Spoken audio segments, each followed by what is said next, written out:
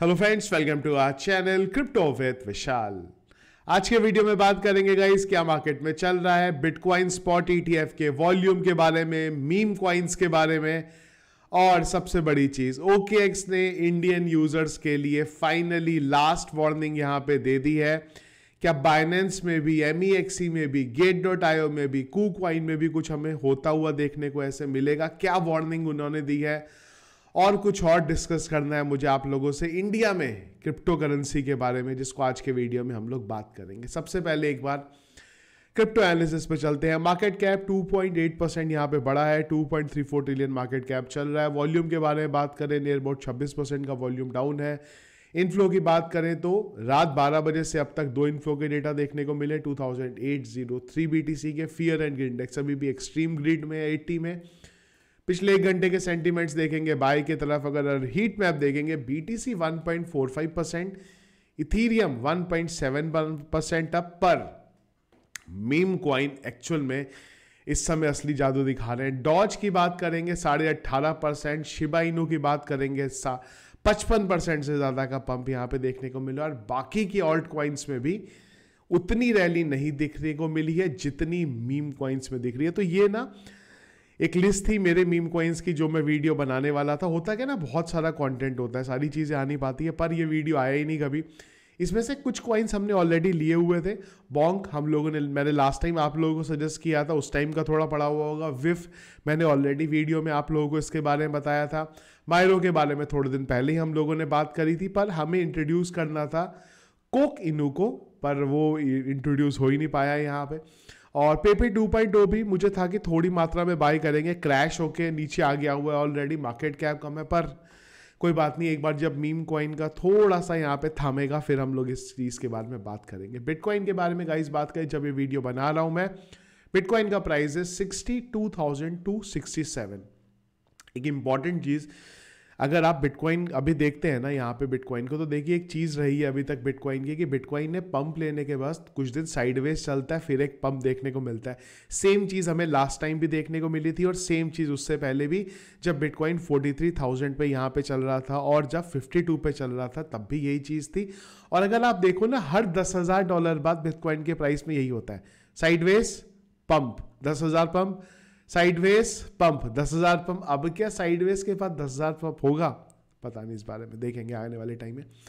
पर एक इंपॉर्टेंट चीज ये है कि ये जिस लेवल पे हम लोग हैं, इस लेवल को हम लोगों ने पहले भी बात करी थी 59,400 पे।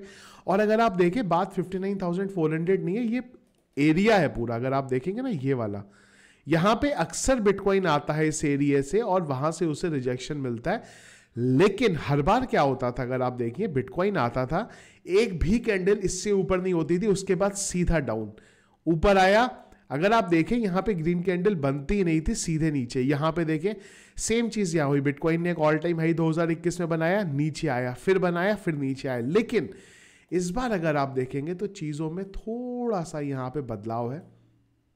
ये देखिए, बिटकॉइन आ रहा है, पर ये नहीं है कि यहां से सीधा नीचे गिर गया है, ये यहां पे रुक रहा है। वीकेंड का दिन है, ETF की तरफ से कोई वॉल्यूम भी नहीं आने वाला, तो हो सकता है कि वीकेंड जो हमारा है थोड़ा सा वॉलेटाइल हो कि हम लोग नीचे फिर से 61 इसी एरिया पे घूमते रहें, और उसके बाद बिटकॉइन के प्राइस में एक आप लोगों को यहाँ पे पंप देखने को मिले। फोमो इतना बड़ा है ना इस समय, आप लोगों को मैं इस इमेज से दिखाता हूँ। यहाँ पे इनटू द ब्लॉक में हम लोग हैं, ये जो एरिया था ना 60 से 62,000 वाला, इसमें टोटल वॉल्यूम 688 के BTC का यहाँ पे, अगर आप टोटल देखते हो तो। इससे पहले इतना वॉल्यूम बिटकॉइन के प्राइस में 52,000 से अब तक देखने को ही नहीं मिला जितना ही है। तो फोमो इतना ज्यादा है ना, कोई भी छोड़ना नहीं चाह रहे। सबको पता है कि अगर करेक्शन भी आ गया ना, कोई बात नहीं, हम लोग बिटकॉइन महंगा ले लेंगे अभी, पर छोड़ना नहीं है अभी यहाँ पे। तो यही चीजों पे फोमो जो है उसका इंपैक्ट है। दूसरा फोमो, और ये वो फोमो है जो एक्चुअल में ना रिटेल इन्वेस्टर को मार्केट में लेके आएगा। विफ के बारे में यहाँ पे लुक ऑन चेन ने यहाँ पे पोस्ट किया। इनका बोलना है कि 3 महीने में 10,075x का गेन टोकन में देखने को मिला। अब क्या होता है ना, नॉर्मल पब्लिक यही देखती है, यार इतना गेन क्रिप्टो करेंसी में दिख रहा है, बिटकॉइन ऊपर चल रहा है, काम करते हैं 1,000 रुपए का छोड़ देते हैं यहाँ पे। अब वो जैसे ही 1,000 छोड़ेगा ना, उसको 2,000 का प्रॉफिट होगा, फिर वो क्रिप्टो करेंसी मार्केट में घुस जाता है और इस तरीके के प्रोजेक्ट में इन्वॉल्व होते हुआ पंप होता है। पर जब ये डंप होना शुरू होंगे ना, लास्ट बुल रन में भी, उससे पहले बुल रन में भी देखा है, तो इस बार थोड़ा सोच समझ के यहाँ पे इन्वेस्ट करिएगा। अभी ट्रेंड है मीम का, पर थोड़ा अगर आप लोगों ने अभी तक इन्वेस्ट नहीं किया, थोड़ा नीचे आने का वेट करिए, उसके बाद अगर आप इनमें जाएंगे ना, इन्वेस्ट करेंगे, तो एक मुझे लगता है लंबे टाइम के लिए एक अच्छा प्रॉफिट होगा। कल ना हमने आर्बिटम के बारे में बात करी थी, तो लोग ना शायद समझे नहीं आर्बिटम को। मैंने आपको बोला था आर्बिटम का बड़ा अनलॉक होने वाला है मार्च में, 16 मार्च को। एक चीज और मैंने बोली थी कि ये जो इन्वेस्टर है जिनको मिलने वाला है, ये बड़े इन्वेस्टर है, ये वो हम लोगों की तरह रिटेल इन्वेस्टर नहीं है कि टोकन मिले हैं, फ्री के टोकन मिल रहे हैं, सेल आउट कर दो निकल जाओ। ये वो लोग हैं जो टोकन को इमीडिएटली सेल नहीं करेंगे। मैं ये नहीं बोल रहा हूं यहां पे सेल करिए। कई लोगों का क्वेश्चन आया कि यार कितना गिरेगा आर्बिटम, बताओ हम तब बाय करेंगे। भाई गलती से भी बेचना मत आर्बिटम को यहां पे, भले ही थोड़ा बहुत नीचे आ जाए, नीचे आएगा फिर ले लेना, पर बेचने की गलती मत करना यहां पे। कई लोग इसी में जाते हैं, यार $2 पे बेच देते हैं, 1.7 पे आएगा फिर ले लेंगे। क्यों इतना दिमाग लगा रहे हो? और गया ही नहीं 1.7 पे, तो फोमो इतना ज्यादा क्रिएट हो गया और मैनिपुलेट कर दिया इन लोगों ने, दोबारा ही $2 पे नहीं आया। तो अनलॉक की वजह से बेचा मत करो।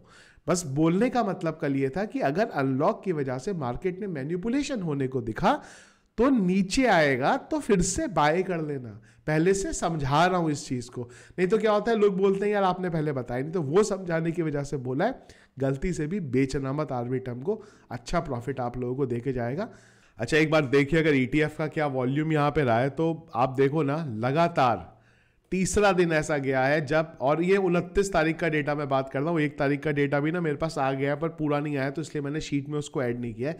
लगातार तीसरा दिन था जब ब्लैक रॉक ने 9,000 से ज्यादा बिटकॉइन बाय करे। आपको ध्यान होगा हमने बात करी थी ग्रे स्केल ने $600 मिलियन के बेचे। मैंने आपको बोला था 9,000 से ज्यादा बिटकॉइन उन्होंने सेल आउट करे और मार्केट एक्चुअल में बहुत क्रैश होना चाहिए था 29 तारीख के दिन, पर इतना क्रैश नहीं हुआ। वो इसलिए क्योंकि ब्लैक रॉक ने बाय कर लिए। यहाँ पे अगर ब्लैक रॉक ने ये 9,000 बिटकॉइन बाय नहीं करे होते, 9,729 BTC बाय नहीं करे होते ना, तो ग्रे स्केल के सेल का जबरदस्त सेलिंग प्रेशर मार्केट में देखने को मिलता है। तो ब्लैक रॉक ने वहां से उस चीज को छोड़ दिया और इतना ग्रे स्केल के 9,648 BTC ग्रे स्केल के बेचने के बाद भी 1423 का हमें ज्यादा बेसिकली यहां पे बाय देखने को मिला। तो ओवरऑल फिडेलिटी मुझे लगता है अगले वीक के अंदर माइक्रो स्ट्रेटेजी को पीछे छोड़ देगा। यहां पे आप समझो कितने दिन में इन्होंने माइक्रो स्ट्रेटेजी को पीछे छोड़ दिया, फिडेलिटी भी पीछे। फिडेलिटी ये नहीं बोल रहा हूं मैं अगले हफ्ते छोड़ देगा, पर मेरा मानना है कि अप्रैल आते आते ना फिडेलिटी भी जो है ये भी माइक्रो स्ट्रेटेजी को पीछे यहाँ पे बिटकॉइन की जो बाइंग है उसमें छोड़ चुका होगा। ओवरऑल अच्छे तरीके से जो ETF वाले इंस्टीट्यूशन से ये यहाँ पे बाई कर रहे हैं और धीरे धीरे अब दिख रहा है ना, ये ब्लैक रॉक जिस हिसाब से बाई कर रहा है, बहुत जल्दी आने वाले टाइम में आपको एक जीरो ऐड होता हुआ देखने को मिल जाएगा। और 1 मिलियन की होल्डिंग ना खाली ब्लैक रॉक अपने पास लेके उस चीज़ को यहाँ पे बैठे हो, क्योंकि बहुत सारे लोग अभी भी बिटकॉइन को सेल आउट करे जा रहे हैं, ये लोग उसको खरीदे जा रहे हैं। करो आने वाले टाइम में जब बिटकॉइन का प्राइस लेवल पे पहुंच जाएगा तब शायद समझ में आएगा उन लोगों की कितनी बड़ी गलती करी है यहाँ पे। अब बात करते हैं यहाँ पे क्या हुआ है। तो OKX की अगर आप मोबाइल ऐप पे तो कह रही है आ ही रहा है, अगर इवन आप OKX की वेबसाइट भी खोलोगे ना तो भी सेम चीज आ रही है।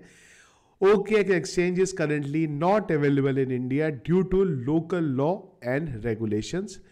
If you do not reside in India, you may continue using OKX exchange with a valid government issued ID or portal to Web3 OKX wallet can still be accessed.